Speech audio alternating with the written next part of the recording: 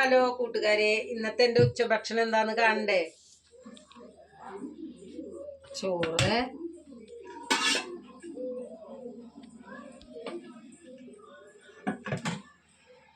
പിന്നെ പയറുപ്പേരിയാണ് കേട്ടോ. നല്ല പയറുപ്പേരി, പിന്നെ കുറച്ച് നല്ല തൈരുണ്ട്, അപ്പൊ കുറച്ച് കച്ചമ്പറ ഉണ്ടാക്കി. പിന്നെ മുളക് വറുത്തത്,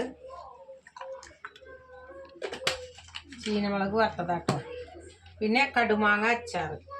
ഞാൻ ചാറ് മാത്രമേ എടുക്കണുള്ളൂ, കുറച്ച് കടുമാങ്ങ അച്ചാറിൻ്റെ ചാറ്.